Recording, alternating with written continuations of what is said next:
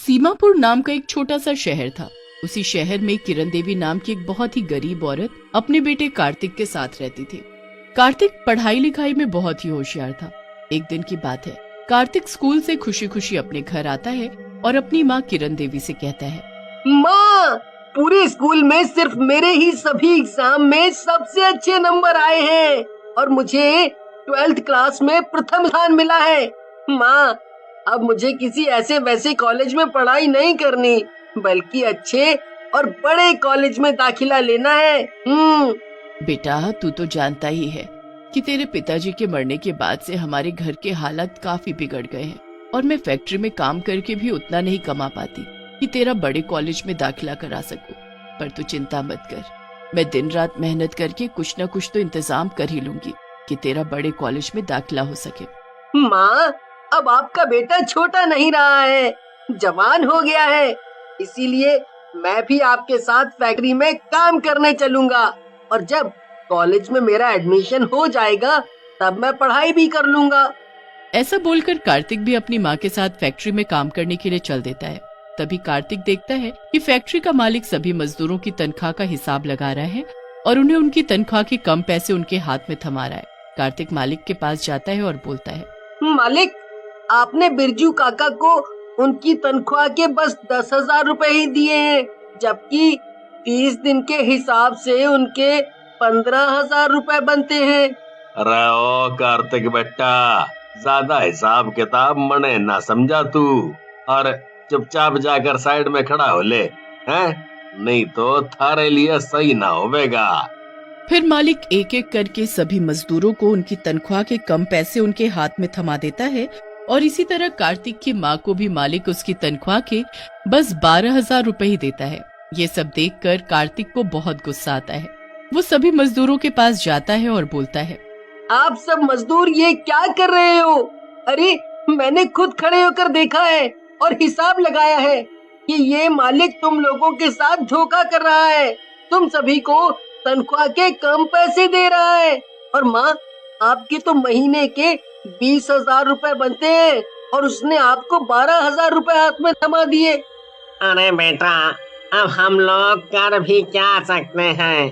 अरे, अब हम लोगों को हिसाब किताब तो करना आता नहीं है, इसीलिए मालिक जितना पैसा दे देते हैं हम उतना पैसा रख लेते हैं। एक तो बेटा हम लोग गरीब हैं, ऊपर से अनपढ़ भी, इसीलिए हम लोग अपने हक के लिए किसी से लड़ भी नहीं सकते। तभी वहाँ मालिक आ जाता है। अरे क्या बात है कार्तिक, हैं? तुम जरा पढ़ लिख क्या गए हो तो मेरे मजदूरों को मेरे खिलाफ भड़काओगे? अगर तूने ऐसा वैसा कुछ भी कराया ना तो तेरी खैर ना है। चल अब अपनी माँ को लेकर निकल जा मेरी फैक्ट्री से और फिर कभी मन ने अपनी शक्ल मत दिखा दिए, समझा? मालिक, एक तो आप गरीबों को लूटते हो और मुझे धमकी देते हो। तुम्हारी तो मैं पुलिस में कंप्लेंट करूंगा, कंप्लेंट।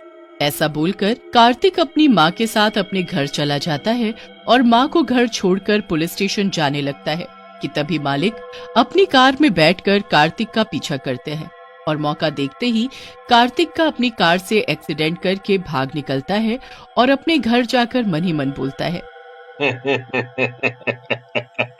बड़ा है पुलिस को मारी कंप्लेंट करने वाला।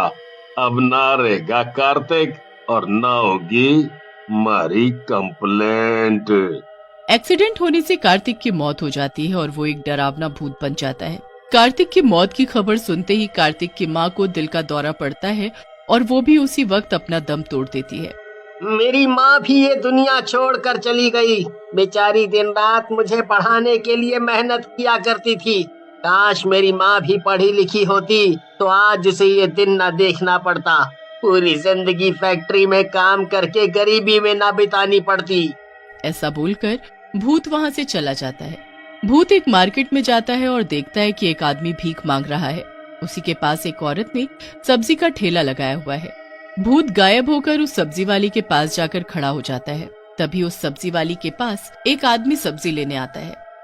ओ सब्जी वाली, मुझे 1 किलो भिंडी, 1 किलो आलू और प्याज, टमाटर और खीरा तो देना जरा। सब्जी वाली जल्दी से सारी सब्जी तौलकर उस आदमी को देती है और सब्जी के पैसे जोड़ने लगती है। तभी सब्जी खरीदने वाला आदमी उस औरत को 400 रुपए हाथ में थमाता है और बोलता है, ओहो, अरे हिसाब लगाने में कितना टाइम लगा रही हो बहन। ये लो, तुम्हारी सब्जी के 400 रुपए बनते हैं। नहीं साहब, मुझे लगता है कि आपका हिसाब गलत है। मेरी सब्जी तो 500 रुपए की हुई है। ओ, हिसाब लगाना आता नहीं और मुझे बोलती है कि मैं तुझे कम पैसे दे रहा हूँ। चल अब पकड़ अपनी सब्जी के 400 रुपए। हाँ। ऐसा बोलकर वो आदमी सब्जी लेकर वहाँ से चला जाता है। भूत ये सब देखकर बड़ा हैरान होता है और वहाँ से चला जाता है। और जैसे ही रात होती है तो भूत गरीब और अनपढ़ लोगों को उनके घर से गायब करके अपने साथ ले आता है।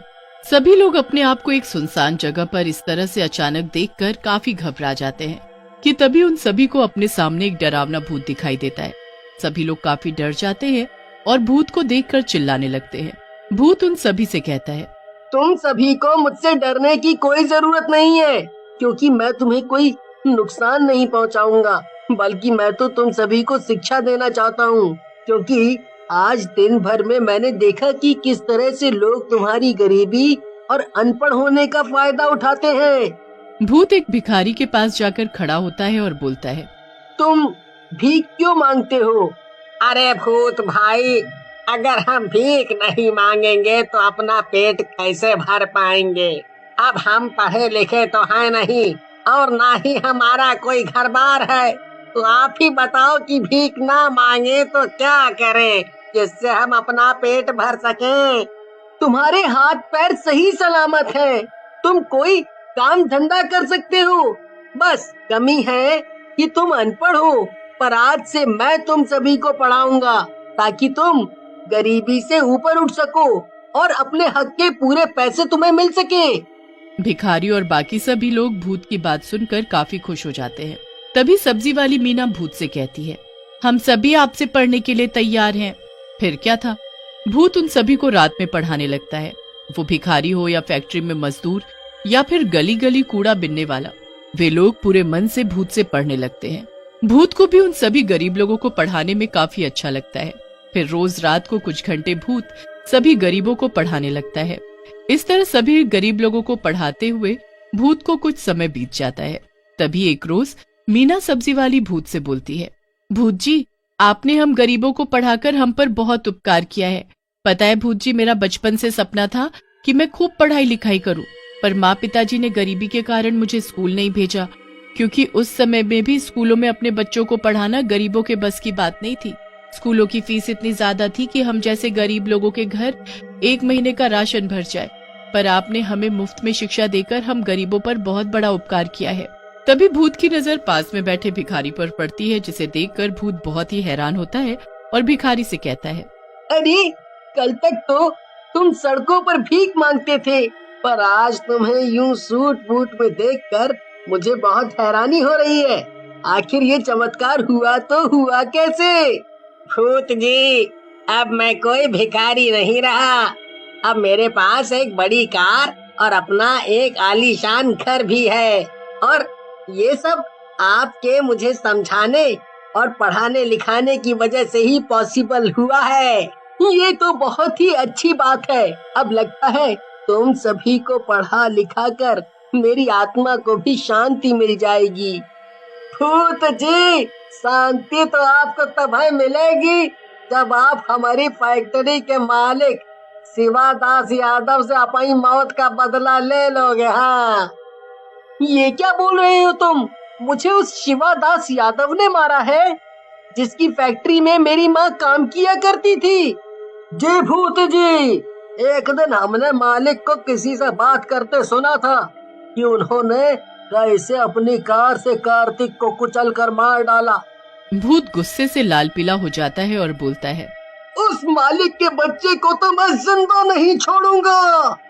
भूत मास्टर जी, ये लो मेरी कार की चाबी और उसे मेरी कार से उसी तरह कुचल देना जैसे उसने आपको कुचल दिया था।